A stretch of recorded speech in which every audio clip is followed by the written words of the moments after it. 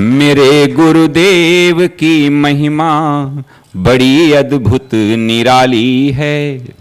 मेरे गुरुदेव की महिमा बड़ी अद्भुत निराली है भर जाती वो सब झोली जो जन्मों से ही खाली है भर जाती वो सब झोली जो जन्मों से ही खाली हैं। यहाँ तम की नहीं सत्ता, यहाँ हर दिन दिवाली है। यहाँ तम की नहीं सत्ता, यहाँ हर दिन दिवाली है। भराया लोक अंतर में, नजर में प्रेम लाली है।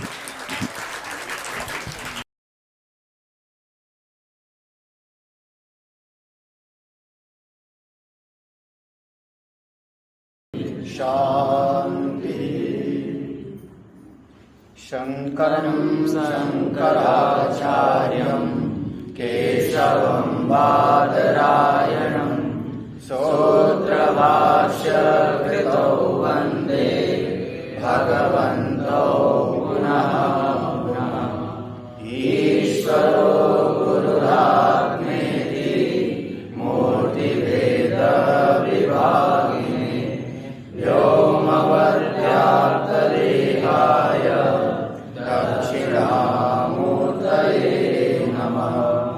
सदाशिवसमारम्भां शङ्कराचार्यमध्यमाम् अस्मदाचार्यपर्यन्तां वन्दे गुरुपरम्पराम्। श्रुतिस्मृतिपुराणानाम् आलयं करुणालयं नमामि भगवत्पादं शंकरं लोकशंकरम्। समुपस्थित आत्मस्वरूप सभी संतजन भक्तजन,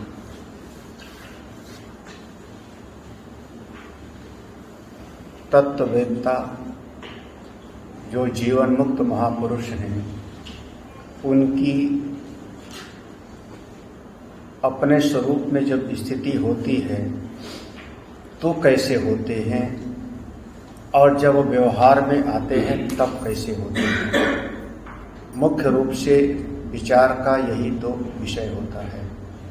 जो ज्ञानी जब अपने स्वरूप में है, एकांत में है, अपनी महिमा में है, उस समय उसका अंतःकरण, उसकी मन, उसकी बुद्धि, उसकी क्या स्थिति होती है।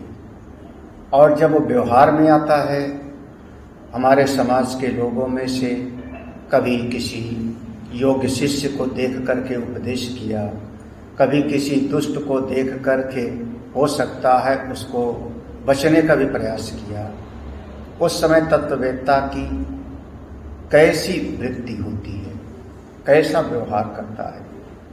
तो लगातार उस बात को समझा रहे हैं कि एक तो संसार में जो नासमझ लोग हैं, उनकी जगत के प्रति कैसी आसक्ति होती है, कैसी उनकी धारणाएं होती हैं, वो एक अलग है। और उससे विपरीत बिल्कुल उल्टा तत्ववेत्ता का चिंतन होता है। कैसे? जो तत्ववेत्ता है वो तो कभी बड़े महल में भी रह लेता है, कभी जंगल में भी रह लेता है। उसके लिए महल और जंगल में दोनों में कोई फर्क नहीं है, क्योंकि मैं शरीर ही नहीं हूं। उसकी मुख्य दृष्टि है कि मैं शरीर नहीं हूं। ना तुम देह हो, ना तुम शरीर हो, और ना शरीर तुम्हारा है। वो स्थिति में है, मेरे शरीर नहीं हूं, शरीर मेरा नहीं। जब ऐसी उसकी मना स्थिति है तो शरीर कभी महल में रहता है और कभी जंगल में रहता है। कभी इसको बढ़िया भोजन मिल जाता है और कभी बढ़िया भोजन नहीं मिलता, व्रत करना पड़ जाता है, उपवास करना पड़ जाता है। हर परिस्थिति में वो बिल्कुल अपने साक्षी भाव में विराजमान रहता है। बिलसंति महाभोगई विसंत गिरिहवरान निरस्त कल्पना, उसकी सारी कल्पनाएं सब का सब सब निकल गई हैं। ऐसा होवेगा, फिर मैं ऐसा करूँगा, फिर ऐसी परिस्थिति होगी, फिर ऐसा हमारे जीवन में ऐसी परिस्थितियां आएंगी, तब मैं ऐसा व्यवहार करूँगा। किसी भी प्रकार का संकल्प विकल्प अब उसके चित्त में नहीं आता, क्योंकि यदायत कर्तुम आयाति, जिस समय जो समय आता है उसको वही ही सरल भाव से वो कर लेता है। हाँ, उसकी दृष्टि कैसे होती है? 54वां श्लोक देखना, 2 श्लोक बिल्कुल एक ही जैसा है।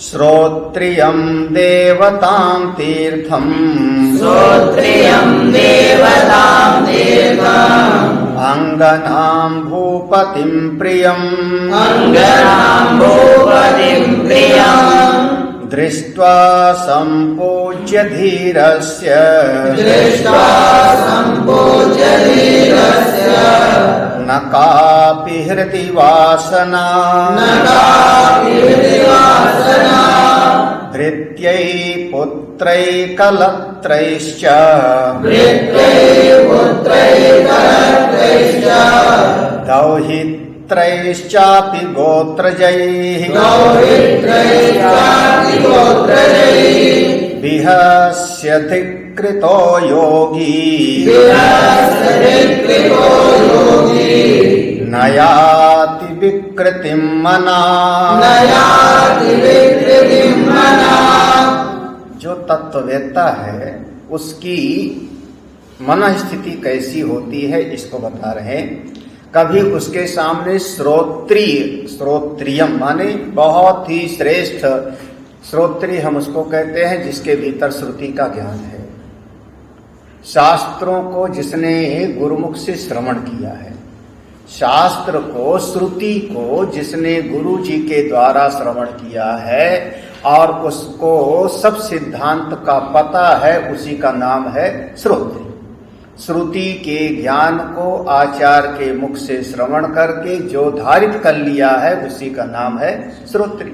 ऐसा कोई विद्वान मिल गया, जब विद्वान मिल गया तो ठीक है, उस विद्वान के साथ उसने चर्चा किया, साधना की, प्रयोजन की, भगवत प्राप्ति की, सब चर्चा करता है।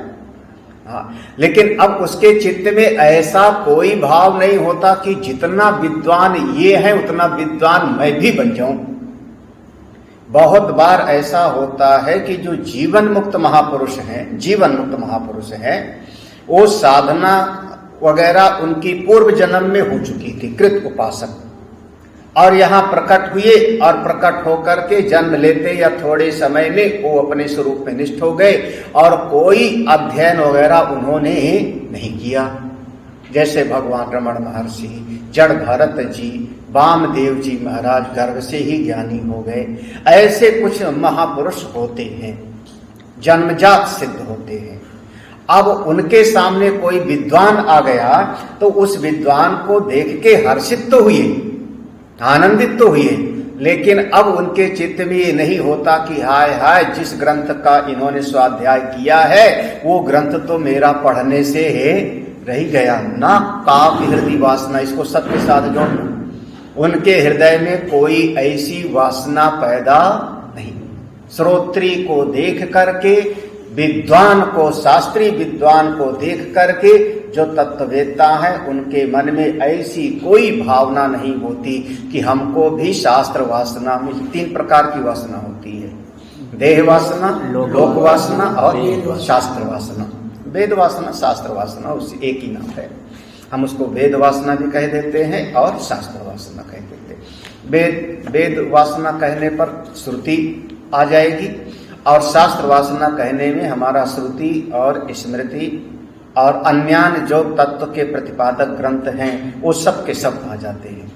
इसीलिए जो है हम कहेंगे देह वासना, लोक वासना और शास्त्र वासना। शास्त्र वासना में सब समा गया, पूरा का पूरा समा जाता है। अब जैसे श्रुति हम कहेंगे तो उसमें ब्रह्मसूत्र नहीं आएगा, श्रुति हम कहेंगे तो तत्वबोध आत्मबोध उसमें नहीं आएगा, विवेक चूड़ामणि पंचदशी वो श्रुति में नहीं आएगा। लेकिन शास्त्र वासना कह देंगे तो सब का सब उसमें समा जाता है। तो देह वासना, लोक वासना, शास्त्र वासना ये भी एक वासना होती है। तो तत्ववेत्ता जीवन ऐसे कोई सिद्ध महापुरुष हैं, होते हैं, अभी भी हैं, पहले भी थे। तो उनको ऐसे कोई विद्वान को देख के शास्त्र वासना नहीं जगती। दूसरा देखना, देवताम, अरे कभी बहुत बढ़िया देवता दिखाई पड़ गए, हाँ, अरे बिल्कुल प्रत्यक्ष आके सामने प्रकट हो गए। वरम ब्रूहि, वरदान मांगो, मैं वरदान भी दे सकता हूं, श्राप भी दे सकता हूं। देवता माने जो देने में सामर्थ्यवान, जो दे सकते हैं, उसी का नाम देवता। क्या दे सकते हैं?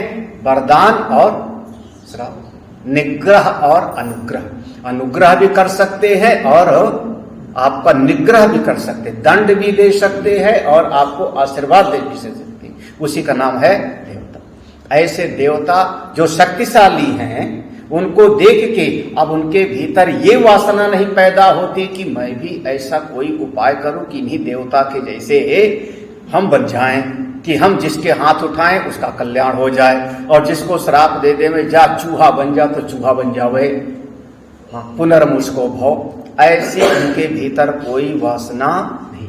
देवता, देखो देवता, और कभी कभी देवता का देख करके मन में आता है, हम भी देवता होते तो कितने पूजे जाते घर घर। अगर मान लो आप भी अग्नि देवता होते, पवन देवता होते, वरुण देवता होते, कुबेर देवता होते, कुबेर होते तो रोज आरती के समय पे आपकी स्तुति गाई जाती ना, कुबेराय वही शरणवाय महाराजाय ओम। तो ऐसी कोई वासना उनके भीतर नहीं होती। तीसरा देखो, तीर्थम, तीसरा तीर्थम, तीर्थ को देख करके अब कोई तीर्थ में पहुंच गए तो तीर्थ में ज्यादातर पहुंच करके मन में होता है, काश हमारी भी एक कुटिया इस तीर्थ में होती तो बहुत अच्छा रहता, हम भी यहाँ पर रहते तो बहुत बढ़िया। अब ये तो हमारे भीतर भी कई बार हुआ, जहां भी तीर्थ में गए वहीं पर जमीन ढूंढना शुरू कर देते, भले लेवे ना, लेकिन मन में आ जाता। तत्ववेता के चित्त में ये बात नहीं। तीर्थम, अंगनाम, स्त्री, अंगनाम कहते हैं स्त्री। कोई स्त्री को भी देख करके मन में कोई वासना का उदय नहीं होता, क्योंकि सबके प्रति दृष्टि क्या है? ब्रह्म दृष्टि है। गीता जी में इसी का जो है एक तरीके से गीता जी का श्लोक मिलता नहीं, विद्या विनय संपन्ने ब्राह्मणे कवि हस्तिनी सुनी चैव सुपाके चा पंडिता समदर्शिना। तो समदृष्टि वाला हो गया।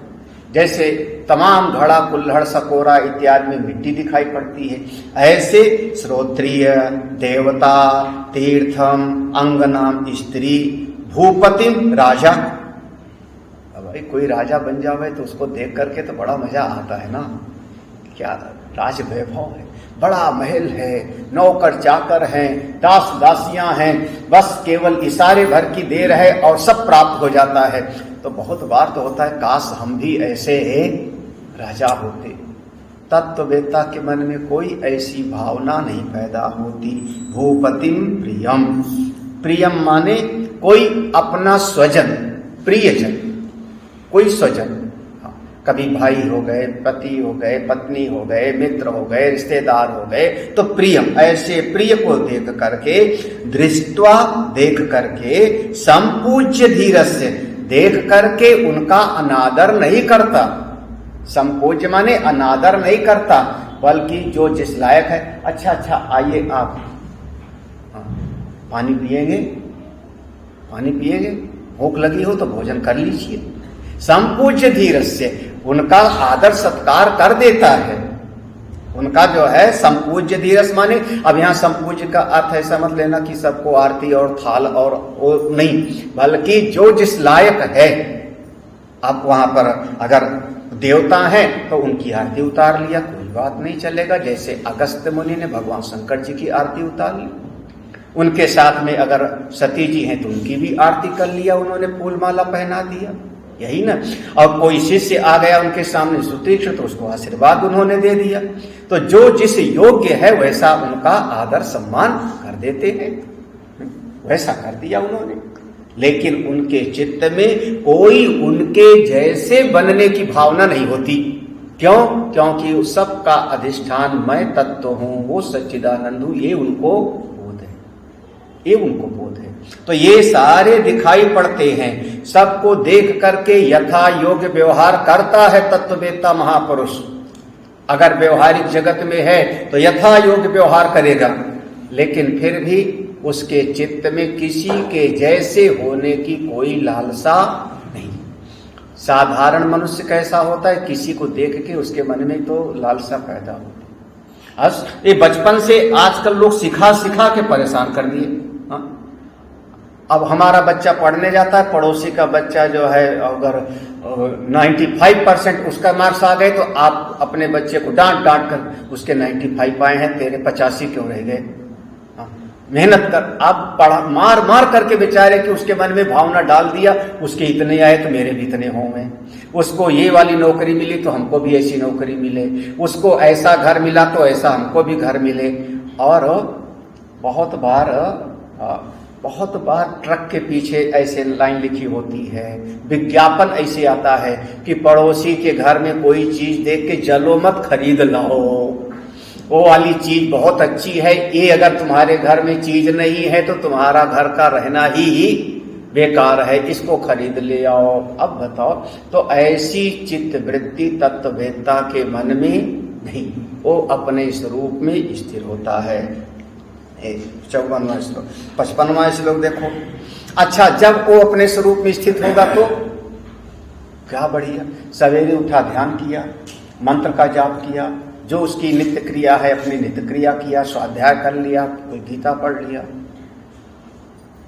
घर वाले कहते हैं खेत में चलो कुछ न कुछ काम करो, जैसे जड़ भरत को कह दिया खेत में गुड़ाई कर दो, चलो चलो कुछ काम करो। वो कहता है काम करने वाले तो सारी दुनिया पड़ी है, दुनिया काम कर कर कर कर कर के चीज बीत गई, क्या उखाड़ लिए दुनिया वाले, क्या कर लिए? हमको ज्यादा कामों में रुचि नहीं है जी, बिल्कुल, मैं तो अपने स्वरूप में हूं। तो परिवार वाले फिर हंसी उड़ाएंगे, देखो काम के न काज के, दुश्मन अनाज के।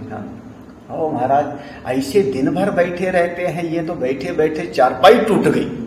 अरे बाप, ज्ञानियों की बड़ी बड़ी बड़ी मुसीबत है, लोग जीने नहीं देते। हाँ, और कुछ नहीं तो कोई ना कोई बड़े प्यार से कहेगा महाराज खाली बैठे ध्यान करते, अरे कुछ समाज सेवा ही करो, अस्पताल बनवाओ, स्कूल खुलवाओ, व्यवस्था चलाओ, देश की सेवा करो, समाज की सेवा करो, कुछ तो करो। तत्ववेत्ता कहते हैं अच्छा, ये सब सिनेमा के पर्दे पर दिखाई पड़ रही दुनिया में क्या करूं, सारा जगत तो स्वप्नवत। तो वो जो संसार के लोग हैं वो ऐसे ज्ञानियों की हंसी उड़ाते हैं, हंसी उड़ाएंगे। उस हंसी जब उड़ावे तो उस समय उनका चित्त बिल्कुल निर्विकार रहता है, दूसरे मजाक उड़ावे तो भी। अब हम लोग ब्रह्मचारी जब शुरुआत में बाल घुटाया, चोटी बड़ी सी, और एक बार अस्पताल जाना पड़ा गुरुजी के आश्रम से, तो बस में जब बैठे तो एक ने चोटी खींची और एक ने कहा बहुत बढ़िया प्लेटफार्म है। अब हमारे घुटे हुए सिर को कहता है बढ़िया प्लेटफार्म है। अब बताओ, अब लोग हंसी उड़ाते हैं। उस समय भी तत्वज्ञानी का चित्त बिल्कुल देखो, भृत्यई माने नौकर चाकर भी हंसी उड़ाते हैं। देखो, बिहस्य धिक्कृतो, ये दोनों सबके साथ हैं। बिहस्य माने हंसी उड़ाते हैं, धिक्कृतो माने धिक्कारते भी हैं, गया गुजरा है, बिल्कुल कोई काम का नहीं है। ज्ञानियों के ज्ञानी बड़े निखट्टू, हमारे कई बार महात्मा लोग बड़े प्यार की भाषा में कुछ न कुछ ऐसे दोहे बना रखे हैं, बढ़िया बढ़िया। तो हाँ, भृत्यई नौकर चाकर भी हंसी उड़ाते हैं लोग। अब नौकर है, पैसा पाता है काम करने के लिए, लेकिन नौकर को लगता है देखो महाराज दिन भर बैठे हुए। और ये हमारे खूब अनुभव है। अरे आप नौकर हो, इतने अगर लगता है तुमको कि हमारे मालिक भगवान का भजन करते हैं, हमारे मालिक भगवान की भक्ति करते हैं तो बढ़ते तो मैं भी करूं, लेकिन वो नौकर नहीं करेगा बल्कि हंसी उड़ाएगा। बताओ सेठ जी का, हाँ, सेठ जी का दिमाग खराब है, रुपया पैसा महल बंगला गाड़ी घोड़ा सब है और लगे हुए हैं माला जपने। बताओ तो नौकर चाकर तक हंसी उड़ाते हैं। विहस्य धिकृता कौन? वृत्यई, नौकर चाकर। दूसरे कौन है? पुत्रई, हमारे अपने ही बेटा बेटी हमारी हंसी उड़ाते हैं। किसी काम करें। कौन से महात्मा जी के पास जाने लगे तुम? तुम्हारा भी स्क्रू ढीला हो गया। कई बार महात्मा जी पर भी लोग, वो महात्मा खुद बिगड़ा और सबको बिगाड़ दिया। ऐसे महात्माओं के पास मत जाना। तो किस महात्मा के पास जाओ? उस महात्मा के पास जाओ जो शिशुपाल बनने का उपदेश करे। शिशु माने बालक, पाल माने पाले पोसे, बच्चों को पालने पोसने में जीवन खपावे। अरे यही सेवा है। बेटे को भगवान का रूप समझो, पोता पोती को भगवान का रूप समझो। ऐसे महात्मा के पास जाओ। जो महात्मा वैराग्य और ज्ञान की बात बतावे उसके पास मत जाओ। लो अपने ही बाल बच्चे पुत्रई, वो हंसी उड़ाते हैं। तीसरा देखो, कलत्रई। कलत्रई माने क्या कहूं? कलत्रई माने, हाँ, कलत्रई माने दोनों है। दोनों माने अगर पति जा रहा है तो पत्नी हंसी उड़ाएगी, और पत्नी जा रही है तो पति हंसी उड़ाएगा। कलत्रई वैसे स्त्री के लिए कहा गया, हाँ, बहुवचन में आ गया। तो स्त्रियां हंसी उड़ाएंगी। लो बड़े भजन कर रहे हैं। अच्छा, पत्नी जा रही तो पति घर में बैठा बैठा कहेगा, जाओ जाओ जाओ, सत्संग सुनने जा रही हूं ना, जाओ जाओ सुन लो। हाँ, सीधे स्वर्ग जाओगी तुम। हंसी उड़ाते हैं जी, व्यंग बोलते हैं। और फिर कई बार पति कहेगा, तू ही पुण्य कमा ले, मैं तो तेरा पांव पकड़ के पहुंच जाऊंगा। फिर कई लोग कहेंगे, जा जा जा कर लो, तुम कर लो जो भजन पूजन करना है, आधा तो मेरा है ही, आधा तो मिल ही जाएगा मुझको, करूंगा नहीं कुछ। लोग हंसी उड़ाते हैं, व्यंग उड़ाते हैं। तो नौकर चाकर, पुत्रई, कलत्रई, दौहित्रईश्चा। दौहित्रई माने जो कन्या होती है उसका एक पद नाम है दुहिता। कन्या को हम लोग कहते हैं दुहिता। दुहिता क्यों कहते हैं? तो बड़े प्यार से महात्मा लोगों ने बताया कि जो माता पिता को बड़े प्यार से दुहे, जैसे गाय को हम दूध लेते हैं, उसका जो है बछड़े को लगा के दूध निकाल लेते हैं, ऐसे बड़े प्यार से कन्या माता पिता को दूहती है। अब कौन सा? बोले होली का त्योहार आया, दीपावली का त्योहार आया, शादी विवाह में ये वाला हमको फ्रिज चाहिए, ये वाली कार चाहिए, तो बड़े प्यार से दुहे, उसका नाम दुहिता। और दुहिता का जो पुत्र है वो दौहित्र, नाती या देवता, कहीं कहीं देवता बोलते हैं, नाती बोलते हैं, दौहित्र। वो हंसी उड़ाते हैं। क्या कहते? नाना जी का तो दिमाग खराब हो गया, सत्संग में जाने लगे, नाना जी तो गए काम से अब। तो गोत्रजयी, गोत्रजयी माने अपने ही परिवार में, अपने ही कुल गोत्र में पैदा हुए लोग, भाई बंद, वो सब के सब विहस्य धिकृता, हंसते हैं, हंस करके, हंसी उड़ा करके धिक्कारते भी हैं। लो, लेकिन योगी ना याति, याति माने चले जाना, योगी का मन विकृत मानक ना याति, उसके मन में कोई विकार का गमन नहीं होता। योगी के मन में कोई विकार नहीं आता, वो सबको देखता है, मुस्कुराता है, कोई बात नहीं भैया, हंस लो, हंसी उड़ा लो। तुम्हारा समय है, तुमको अभी बात समझ में नहीं आ रही है, जब बात समझ में आ जाएगी तब देखना आप। लेकिन हंसी तो लोग उड़ावेंगे, और कोई संन्यास लेना चाहे तो पक्का हंसी उड़ावेंगे। विहस्य धिकृत, धिक्कारेंगे भी। हो गया बेकार का। लेकिन तत्ववेत्ता मन में बिल्कुल निश्चिंत रहता है, ठीक है उड़ा लो हंसी, जिसको धिक्कारना है धिक्कार लो, जिसको पलायनवादी कहना हो दे दो तमगा हमको, एक लगा दो हमारे ऊपर सर्टिफिकेट, ये पलायनवादी है, कर्तव्य छोड़ के भाग गए, ये संसार में अपना झेल नहीं पाए, संसार के दुखों को नहीं झेल पाए, इसलिए बैराग ले लिया, महात्मा बन गए। तरह तरह की बात जो कहता है कहते रहो, हम तो अपने स्वरूप में हैं, हम अपने स्वरूप में। वो कहावत है ना, हाथी अपने रास्ते जाए और कुत्तुर जो कुत्ते होते हैं वो भौंकते रहते हैं। ऐसे तत्ववेत्ता अपनी मस्ती में जाता है, अज्ञानी लोग भौंकते रहो बोलते रहो। अब बताओ, इसका मतलब उस समय भी ऐसे रहा होगा ना, सब लोग विरोध करते रहेंगे तभी तो लिखा गया इस लोग। भगवान महामुनि अष्टावक्र जी ने ऐसा कहा, इसका मतलब उनके जमाने में भी ये सब हंसी उड़ाते रहे होंगे ना। नौकर चाकर पोत्र ये लिखा गया तभी तो, जब होता है तभी तो लिखा जाएगा। तो ये उस जमाने में भी रहा होगा। तो ये हमेशा से था और अभी भी है, और आगे भी जो इस मार्ग पर चलेगा उसको तो कुछ न कुछ सुनने को मिलता, सुनने को तो मिलता है। चलो आगे। संतुष्टोऽपि न संतुष्टः, सन्तुष्टोऽपि न सन्तुष्टः, खिन्नोऽपि न च खिद्यते, खिन्नोऽपि न च विद्यते, तस्याश्चर्यदशान्ताम्, तस्याश्चर्यदशान्ताम्, तां तादृशा एव जानते, तां तादृशा एव जानते। संतुष्टो अपि न संतुष्टा। बहुत बार ऐसा हुआ कि ऐसे तत्ववेत्ता हैं और उनको देख करके उनको पास कोई भगत गया, भगत बहुत गदगद है, महाराज आप धन्य हैं, आपकी दृष्टि पड़ी, आपकी नजर पड़ते ही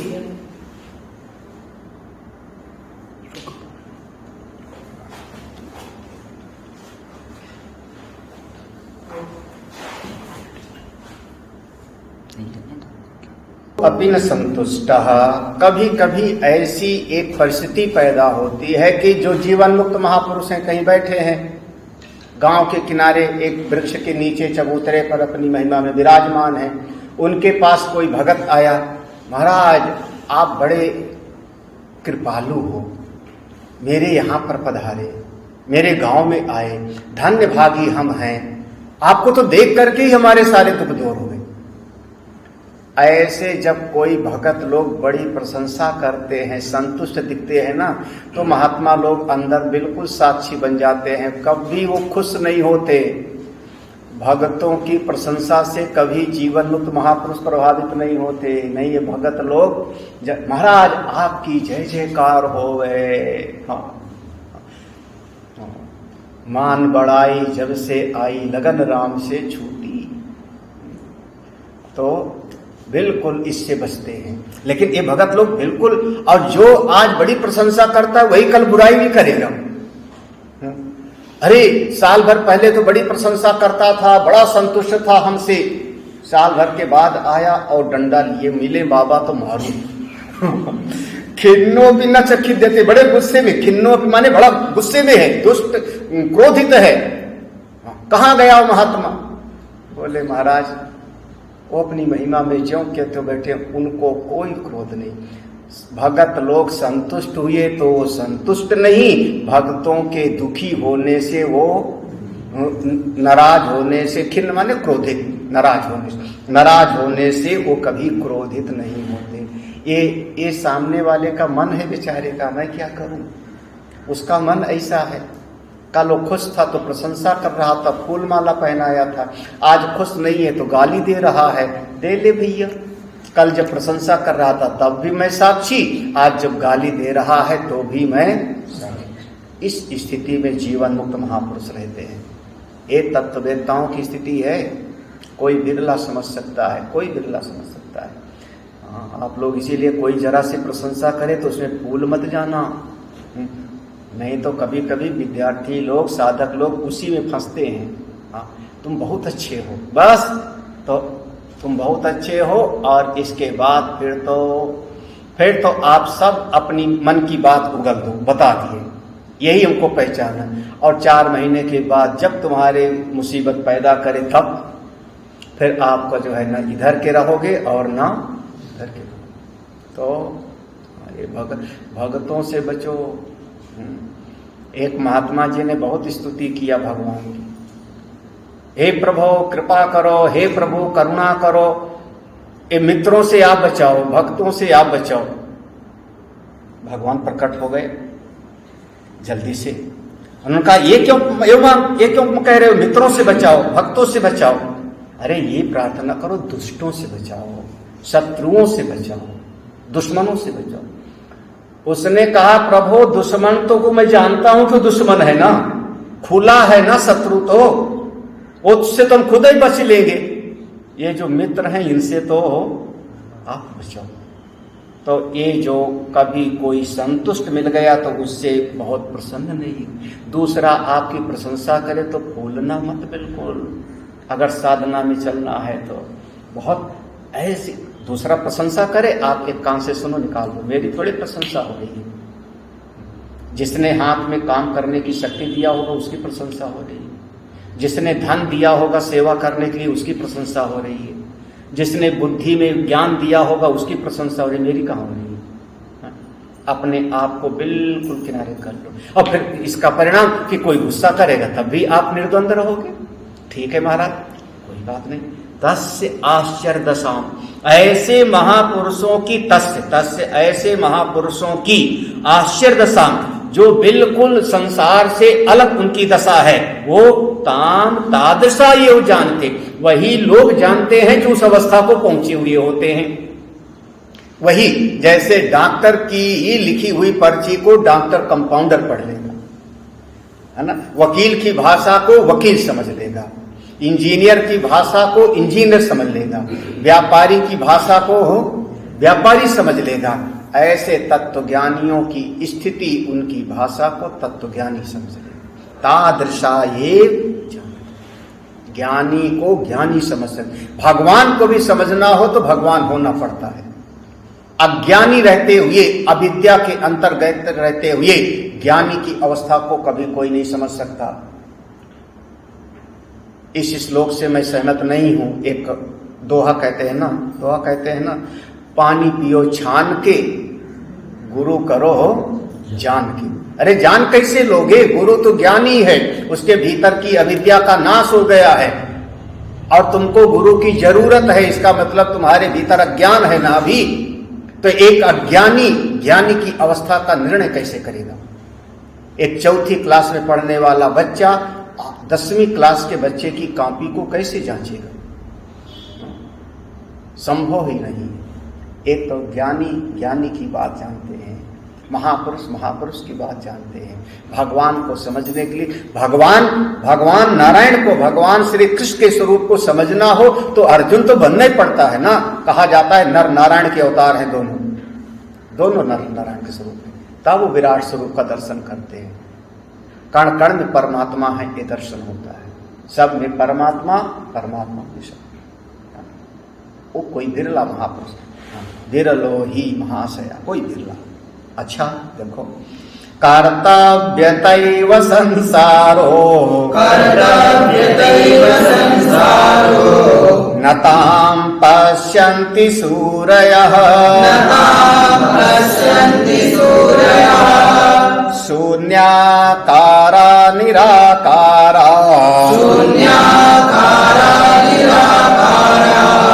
निर्विकारा निरामयः।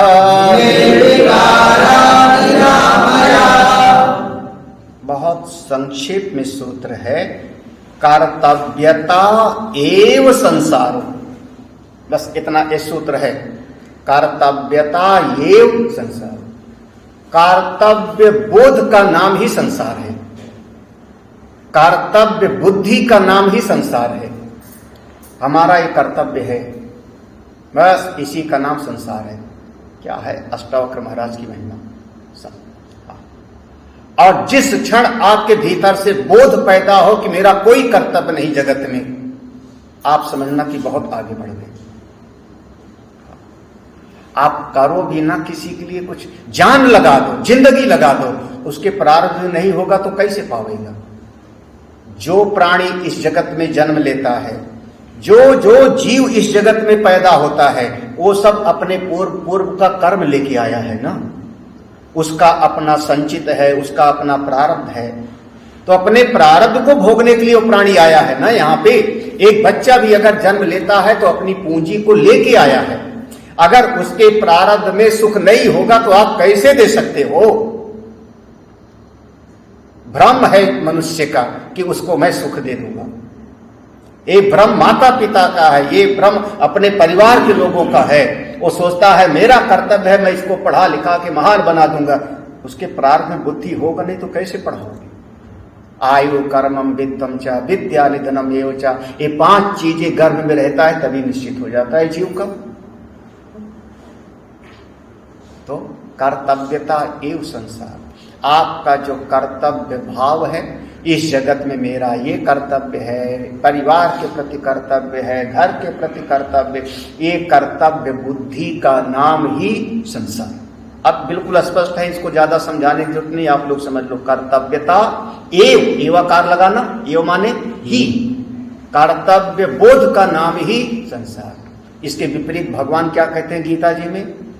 न मे पार्थास्ति कर्तव्यम त्रिषु लोकेषु किंचन, तीनों लोकों में मेरा कोई भी कर्तव्य नहीं। तब भगवान है जी, तीनों लोकों में मेरा कोई कर्तव्य, ना मे पार्थास्ति कर्तव्य। हाँ, व्यवहार करता रहता हूं, आलसी नहीं हूं, आलसी नहीं, व्यवहार करता रहता हूं, लेकिन कर्तव्य बोध नहीं है। वो कर्तव्य बोध से बच जाओ। हाँ, सबका अपना अपना एक दृढ़ विश्वास करो, इस जगत में जितने प्राणी हैं सबका अपना अपना प्रारब्ध है। हाँ, अगर इतना ही होता ना तो एक डॉक्टर जो है कोरोना वायरस से न मरता। एक बड़े परिवार का आदमी, बड़ा परिवार जिसके पास धन संपत्ति अकूत है, उसके परिवार का न मरता। लेकिन महाराज जब आयु आ गई ना तो चाहे डॉक्टर हो, चाहे राजा हो, चाहे रंग हो चला जाता। तो काहे के लिए? आप अपने आत्मज्ञान को प्राप्त करो, भ्रमण करो। कर्तव्यता एव संसार, ऐसा शब्द है, आप लोग जितना चिंतन करो। हाँ, कर्तव्य बुद्धि का नाम ही संसार। कर्तव्य सहज हो जाए कर्म, हाँ, सहज भाव से। हमारा प्रेम है इसलिए हमको इसमें अच्छा लगता है। हम पेड़ को पानी देते हैं, उसमें अच्छा लगता है। कर्तव्य भाव नहीं। नौकर होगा तो उसके लिए कर्तव्य बुद्धि होगी, क्योंकि तनख्वाह लेता है वो, तो उसके लिए कर्तव्य बुद्धि होगी। लेकिन हम अगर पेड़ में पानी डाल रहे हैं तो हमारे एक हृदय की अभिलाषा है, हृदय का एक उत्साह उल्लास है, वहां कर्तव्य बुद्धि नहीं है। झाड़ू लगा रहे मंदिर में, कर्तव्य बुद्धि नहीं है हमारी, लेकिन झाड़ू लगा रहे हैं। आज ठाकुर जी के जो है महल को बढ़िया सजा देना है फूल बंगला से, वहां कर्तव्य बुद्धि नहीं। पुजारी जब करेगा तो उसका कर्तव्य बुद्धि है, क्योंकि वो तनख्वाह लेता है। हाँ, तो संसार में फंसा, मंदिर में भी बैठ करके और भक्तों की जेब देखता है, कौन कितना चढ़ावेगा। कर्तव्यता एव संसार, कर्तव्य बोध ही संसार है। तत्वेता सूर्या, सूर्य माने कोई विद्वान, कोई ज्ञानी लोग। सूर्य माने जो बलशाली हैं, जिनके भीतर त्याग का बल है। ऐसे ताम न पश्यंती, वो कर्तव्य को नहीं देखते। जो निकल जावे सोई समझना कोई तो निकले। ताम न पश्यंती माने वो कर्तव्य बुद्धि को नहीं देखते। जो संसार के लोग समझते हैं वो कर्तव्य भाव नहीं होता। कैसा है उनका चित्त? शून्याकारा, मन बिल्कुल जैसे शांत है, शून्य में है, देखते हुए भी नहीं देख रहे हैं, सुनते हुए भी नहीं सुन रहे हैं, खाते हुए भी नहीं खा रहे हैं। ऐसे निराकारा, अपने मैं आत्मस्वरूप हूं, आत्मा का कोई नाम रूप नहीं। निर्विकारा, निरामया, ये 4 लक्षण दे दिया ना। शून्याकारा, निराकारा, निर्विकारा और निरामया। शून्याकारा माने परम शांत हैं, उनको जगत में व्यवहार करते हुए भी साक्षी भाव में है। निराकारा नाम रूप से परे हैं। निर्विकारा, चित्त में कोई उद्वेग नहीं है, कोई जो है वहां पर कोई तरंग नहीं उठती। निरामया माने उनके भीतर किसी प्रकार का कोई विजाति संसर्ग नहीं होता, अशुद्धि नहीं है, रोग नहीं है। रोग नहीं है माने जैसे शरीर हमारा ठीक है, कोई जो है जीवाणु आ गया तो रोगी हो गए, उनके जीवन में ऐसा कुछ नहीं होता। अगला श्लोक देखो। अब अगले श्लोक में फिर से दोनों की तुलना करते हैं, एक संसारी आदमी और ज्ञानी आदमी, दोनों को देखो कैसा होता है, ज्ञानी कैसा है, संसारी कैसा है। अकुर्वन्नपि संक्षोभा व्यग्र सर्वत्र मूढ़धी कुर्वन्नपि तु कृत्यानि कुशलो हि निराकुलः सुखमास्ते सुखं शेते सुखमायाति याति च सुखं वक्ति सुखं भुङ्क्ते व्यवहारेऽपि शान्तधीः। देखो सबसे पहले ऊपर कहा मूढ़ धी, धी धी माने बुद्धि, धी माने बुद्धि। कैसी है बुद्धि? मूढ़। मूढ़ के लिए हमने कहा था, याद होगा, जिसको अपने विवेक से समझ में ना आवे और जो बड़ों की बात को माने ना। बस यही दो चीज, शास्त्र और आचार्य, जो हमारे हित चाहने वाले हैं बड़े लोग, उनकी बात माने ना और अपनी अकल से समझ में बात आवे ना, उसी का नाम होता है मूढ़। तो ऐसे मूढ़ बुद्धि वाले संसारी अज्ञानी आदमी, संसारी आदमी, अकुर्वन अपि संक्षोभा। अकुर्वन अपि माने ज्यादा काम हम नहीं करते, बैठे हुए हैं किनारे दरवाजे पर, ना समझ संसारी आदमी। अकुर्वन माने कुछ कर नहीं रहा, दरवाजे पर खटिया डाले, चारपाई डाले, बैठा हुआ है और चारपाई डाल करके संक्षोभा व्यग्र सर्वत्र, अंदर से उसका ज्वाला जैसी उठ रही है। वो आदमी क्यों आया? झाड़ू नहीं लगाई गई आज दरवाजे पर, वो आदमी दूध नहीं लेके आया, वो सब्जी लेके नहीं आया, करना धरना कुछ नहीं, और बैठे बैठे भीतर से जैसे ज्वाला, जैसे अंदर से बेचैन है। कोई बच्चा भी उधर से निकले, खेल के हो रहा है यहाँ पे, अब नहीं खेल रहा, अब थोड़ा ले लिया, जो है किताब लेके बैठ गया, दिन भर पढ़ता रहता है। अब बताओ बेचारा, खेले तो मुसीबत और पढ़े तो मुसीबत। मतलब क्या है? वो व्यग्र चित्त है। तो संसारी आदमी, ना समझ आदमी, वो बैठा बैठा कुछ नहीं करता, लेकिन फिर भी अंदर से बहुत व्याकुल है, संक्षुभित है, व्यग्र चित्त है। क्या होगा देश का, क्या होगा समाज का, दुनिया राष्ट्र का क्या होगा? हे राम, आज के बच्चे, वो भी हमारा जमाना था, अब आज के बच्चे तो कहना सुनते ही। अब आजकल लोग खाने पीने में ऐसा हो गए, सबको सोच सोच कर व्याकुल, करना धरना कुछ नहीं है, कुछ नहीं। नेता लोग बिगड़ गए हैं, पूरी दुनिया से बेचारा परेशान है, अब करने के लिए कुछ भी नहीं। ऐसे ना समझ लोग खाली बैठे बैठे दुखी रहते। हाँ, ये हमको नहीं बनना है, ऐसा नहीं बनना है। हाँ, ऐसा नहीं बनना है। दुनिया जिसकी है वो संभाले, दुनिया जिसकी है वो संभाले। अच्छा, महापुरुष कैसे हैं? कौरवन अपितु कृत्यान। अब देखो नीचे जो है महात्माओं का कुशल, ऊपर था मूढ़धि, नीचे है कुशला। जो कुशल हैं, तत्ववेत्ता हैं, वो कैसे हैं? कौरवन अपितु कृत्यानि। कुर्वन माने करते हुए, कृत्यानि कुर्वन, सारे कर्मों को करते हुए भी खूब कर्म करते हैं, लेकिन उनका चित्त बिल्कुल जरा भी व्याकुल है। ठीक है, कर्म करते रहते हैं। महापुरुषों का जीवन देखने को मिलता है, बड़ी बड़ी संस्थाएं चलाते हैं महापुरुष लोग, फिर भी शांत उनका मन रहता है। कुर्वन अपितु कृत्यानि कुर्वन अपि, सारे कर्मों को करते हैं, फिर भी अपनी महिमा में रहते हैं। कौन से कर्म को कैसे करते रहते हैं? कर्मों को कौन सा कर्म? तो नीचे वाला श्लोक है, सुखम आस्ते। देखो बढ़िया, बैठ गए अपनी महिमा में बड़े आनंद से। ये नहीं कि दूसरा वाला था तो बैठे बैठे बेचैन था ना। हाँ, बताइए, कोई संभालता नहीं। हाँ, वो देखो अनाज सूखने के लिए डाला था, बकरी चर रही है, गाय खा रही, कोई संभालता नहीं। अरे महाराज महात्मा लोग बैठे हुए हैं, ठीक है, हरी इच्छा। अब आप लोग आश्रम में ऐसे मत बन जाना मेरे। हाँ, अगर मेरे आश्रम में ऐसे बन जाओगे तो मैं बाहर का रास्ता दिखा दूंगा। हाँ, फिर आप जीवन मुक्त होगे तो होंगे फिर। हाँ, तो लेकिन तत्ववेत्ता कैसे सुखम आस्ते, अपने आराम से अपनी महिमा में सुखम आस्ते, शांति से बैठे, सुखम आस्ते। अच्छा, बैठे बैठे थक गए तो लेट गए, सुखम सेते, कैसे सो रहे हैं अब? हाँ, बड़े सुखपूर्वक सोते हैं। ये पहचान लो, आदमी करवट ज्यादा बदलता है, सोता कम है।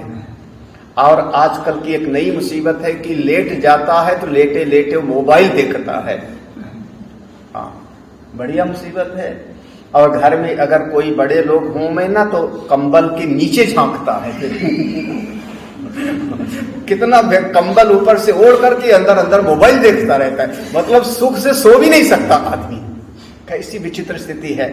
संत कैसे सुखम आस्ते, सुख में बैठते हैं, सुखम सेते, सोए तो आराम से सुखपूर्वक, सुखम आयाति, सुखम आयाति, अरे जब कहीं पर आते हैं, कहीं पर आते हैं किसी यहाँ पर, बड़े आनंद में मौज में आते हैं, अच्छा लगता है उनको देख करके।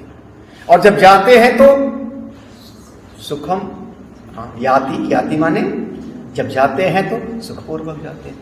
संसारी आदमी जब आता है ना किसी रिश्तेदार के यहाँ पर, आप जाओ देख लो अपने चित्त को, किसी रिश्तेदार के यहाँ जाओ, यहाँ से कहीं कलकत्ता जाओ, दिल्ली जाओ, किसी रिश्तेदार के यहाँ जाओ, तो जाते समय आपका चित्त थोड़ा व्यग्र जरूर होगा। वो घर पे मिलेगा कि नहीं मिलेगा, फोन तो किया था, स्टेशन पर आएगा लेने कि नहीं आएगा, बात तो किया था हमने, रहने का कमरा ठीक ठाक मिलेगा कि ही, प्रेम से बात करेगा कि ही। तो आप जब जा रहे हो तब भी व्यग्रचित, और जब वहां से 2-4 दिन रह लिए और रिश्तेदारी से जब वापस आ रहे हो, विदाई ले रहे हो, तब हे राम भला करे, तब भी व्यग्रचित। लखनऊ में हमारा आश्रम है, एयरपोर्ट पर हमको, अब लखनऊ एयरपोर्ट की घटना थी, अम्मा बेटे दोनों रो रहे हैं। हमने पूछा रो क्यों रहे हो? बोले इसकी नौकरी बंगलौर में लगी है, बंगलौर जा रहा है। हमने कहा फिर जो है, अगर तुमको इतना ही दुख हो रहा है इसको भेजने में तो मत भेजो। बोले नौकरी है, कैसे ना भेजे? तो जब नौकरी लग गई है तो खुश हो जाओ, बढ़िया हो जाए, सुखपूर्वक भेजो। बोले संसारी आदमी आवे तो रोवे और जावे तो रोवे। लड़कियों की विदाई में देखो, लगभग विदाई में, विदाई करते, शादी कर दिया लड़की की, बड़े खुश हो गए, आप तो खूब बढ़िया गंगा नहाओ। बोले महाराज विदाई में भी रोते हैं, सालों साल परेशान थे, हाय लिपट करके रोते, और न शादी हो गए तो रोवे, शादी हो जाए तो रोवे। राम भला करे गृहस्थियों का। गृहस्थी आदमी, और एक महात्मा जी कहते थे सन्यासी मरे सोए सोए, गृहस्थी मरे रोए। तो सुखम आस्ते, सुखम सेते, सुखम आयाति, सुखम याति, सुखपूर्वक आते हैं, सुखपूर्वक जाते हैं। आगे सुखम वक्ति, बड़े आनंद पूर्वक बोलते हैं। वक्ति माने जब बोलते हैं तो अपनी मौज में, सुखम वक्ति। सुखम भुक्ते, सुखपूर्वक भोजन भी करते हैं। आप लोग जो यही गड़बड़ है, सुखपूर्वक खा भी नहीं पाते। सुखपूर्वक, सुखम, जो सामने भोजन रखा है उसको बड़े प्यार से आप भोजन करो ना, लेकिन जब यहां थाली में भोजन रखा है तो नजर होगी वो रसोई की तरफ, भंडारी की तरफ, बगल वाले की तरफ, मोबाइल में भी बगल में मैसेज उसी समय आवेगा। हे राम, सुखपूर्वक भोजन भी आप, महात्मा जब भोजन करते हैं तो सुखम भुक्ति, बड़े आनंद। व्यवहारे अपि शांति थी, समस्त व्यवहार में उनका मन बिल्कुल शांत होता है। मूढ़धि नहीं है ना, मूढ़धि कैसा? संसारी। संत कैसे हैं? उनका धी माने बुद्धि, बुद्धि कैसी है? परम शांत है, समस्त व्यवहार करते हुए भी। तो ये नीचे का 59 श्लोक, तत्ववेत्ता का सारा व्यवहार मन शांत रहते हुए सब कर लेते हैं। कुर्वन् अपि तु कृत्यानि, वो कह रहे हैं समस्त कर्मों को करते हुए भी उनका मन बिल्कुल शांत रहता है। व्याकुल नहीं होता। और संसारी आदमी कुछ ना करे तो भी अंदर से बहुत बेचैन होता है, विक्षिप्त होता है, बैठे बैठे परेशान हो रहता है, ये क्या होगा, उसको क्या होगा, ऐसा कैसे होगा। अब ऐसे महापुरुषों का मन, एक श्लोक और देखते हैं। स्वभावाद्यस्य नैवार्तिः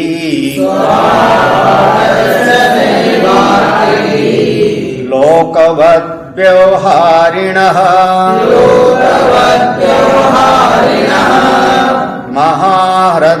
महाहृदयुक्षोभ्यो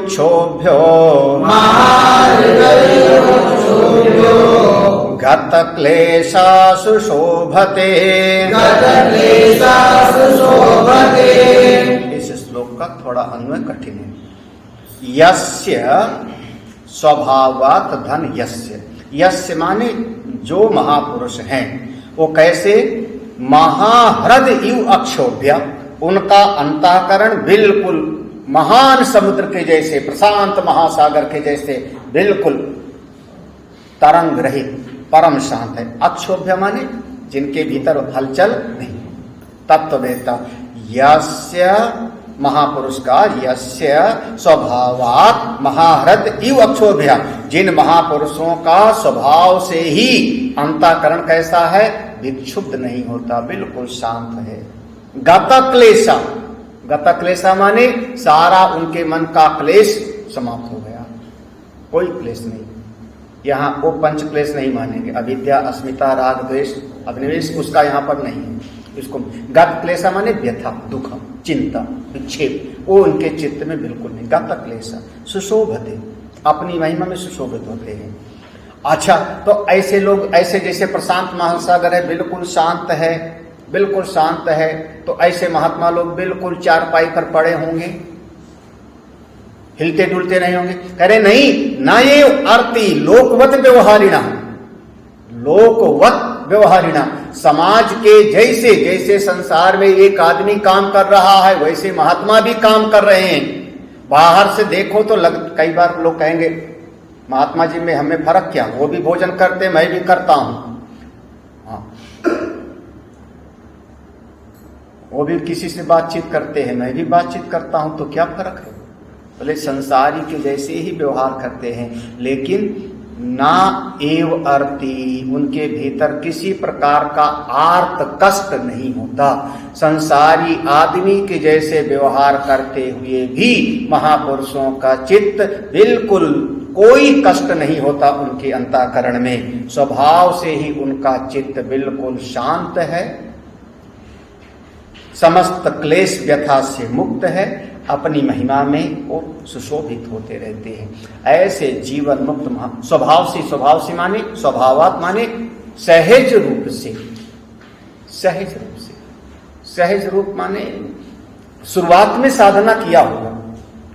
जब कोई बच्चा किसी कार्य को सीखता है तो उस समय उसको प्रयास करना पड़ता है, किसी भी कार्य को। मोटरसाइकिल चलानी हो तो शुरुआत में प्रयास करके वो गियर बदलता है, प्रयास करता है गियर बदलने के लिए, धीरे धीरे सहज हो जाता है, स्वभाव बन जाता है, और फिर ध्यान सोच के नहीं गियर बदलता, अपने आप ही गाड़ी चलाते चलाते गियर बदल जाता है, तो स्वभाव में आ जाता है।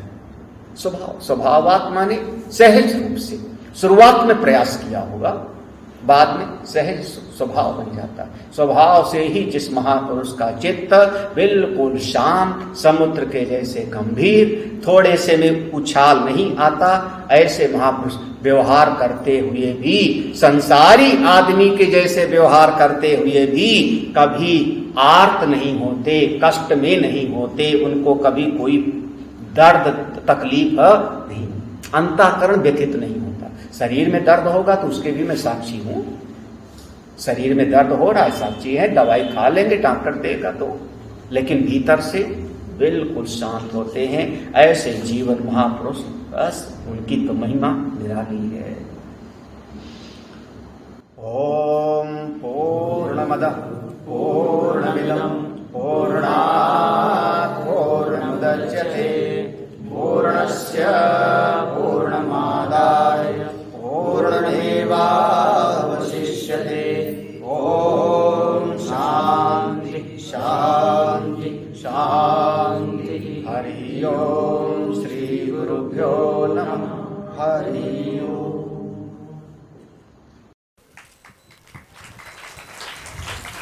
मेरे गुरुदेव की महिमा बड़ी अद्भुत निराली है।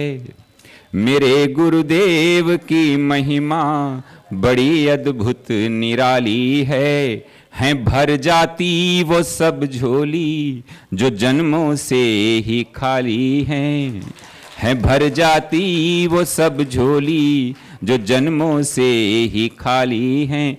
यहाँ तम की नहीं सत्ता, यहाँ हर दिन दिवाली है। यहाँ तम की नहीं सत्ता, यहाँ हर दिन दिवाली है। भराया लोक अंतर में, नजर में प्रेम लाली है। फिल्मों की तर्ज पर मैं कुछ लिखता नहीं, गुरुदेव को पसंद भी नहीं है, शास्त्रीय आधार पर लिखाते हैं, लेकिन आज मैं कुछ प्रयास करता हूं।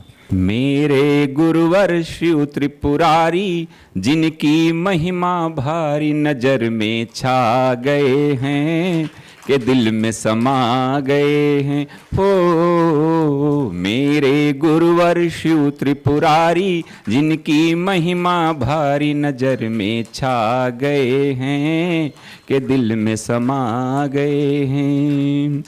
ओ मेरे प्यारे गुरुवर, जीवन बना था संग्राम रे।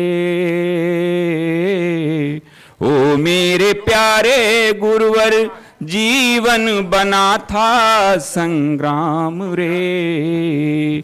खिलती हुई सुबह भी लगती थी जैसे कोई शाम रे। भूल गए दुख दर्द बीमारी, मिट गई चिंता सारी, शरण तेरे आ गए हैं, प्रेम रस पा गए हैं।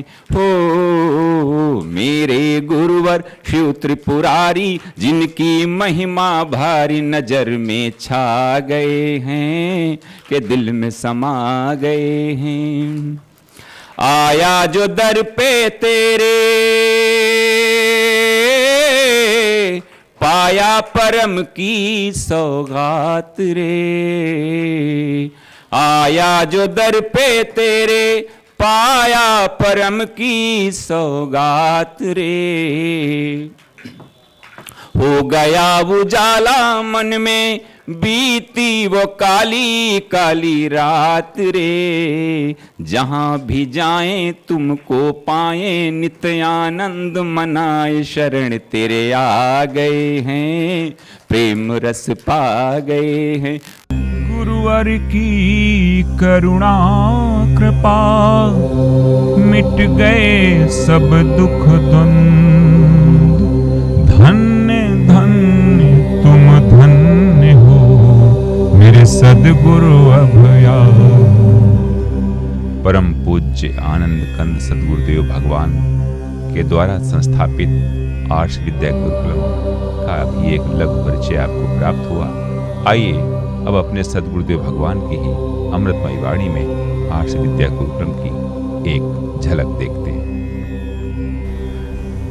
पूज्य गुरुदेव की कृपा से और परमपिता भगवान की कृपा से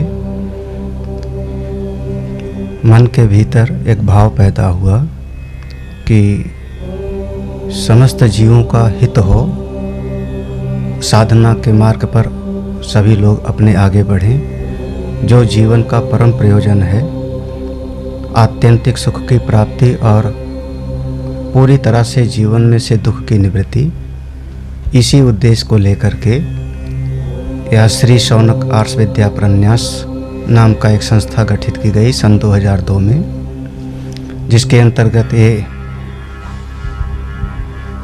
आश्रम का निर्माण 2002 से शुरू हुआ। साधना के इसमें 3 स्वरूप होते हैं। कर्म के मार्ग में साधना हो, इसके लिए यज्ञशाला का निर्माण किया गया। हमारा मन भगवान के साथ में जुड़े, भाव के साथ में भक्ति करें, इसके लिए दक्षिणामूर्तेश्वर भगवान शिव की स्थापना की गई। और मनुष्य के जीवन में बहुत सारी समस्याएं उसके अज्ञान से आती हैं, भ्रम से आती हैं। तो हमारी बुद्धि भी ठीक हो, समझदार हो, विचारवान हो, इसके लिए सत्संग हाल का निर्माण हुआ, जिसमें लगातार सुबह और शाम दोनों समय श्रीमद् भगवद गीता, उपनिषद, वेद और सभी पुराणों का आधार लेकर के सत्संग किया जाता है, जिसके माध्यम से जीवों का प्रगति हो, विकास हो। आश्रम की विधा में एक गौशाला का भी निर्माण किया गया वर्तमान में, जिसमें लगभग 35 छोटी बड़ी गौवें हैं। जब तक कोई भी व्यक्ति भारतीय संस्कृति में संस्कृत विद्या को, संस्कृत भाषा को नहीं समझेगा, तब तक शास्त्र में और वेद में प्रवेश नहीं होगा। इसलिए बच्चों से ही यह संस्कार आगे बढ़े, इसके लिए संस्कृत पाठशाला बनाई गई, जिसमें संस्कृत विद्या का ज्ञान प्रदान किया जाता है। और इन्हीं बच्चों में से कोई न कोई आगे बढ़ कर के ब्रह्म विद्या को प्राप्त करता है, करेगा, जिसका जीवन परम कल्याणकारी होएगा, उसके अपने लिए भी और समाज के हित लिए भी। जीवन का मूल सूत्र यही है, सर्वे भवन्तु सुखिनः, सर्वे सन्तु निरामयः, सर्वे भद्राणि पश्यन्तु, मा कश्चित् दुःखभाग् भवेत्। ओम शांति शांति शांति।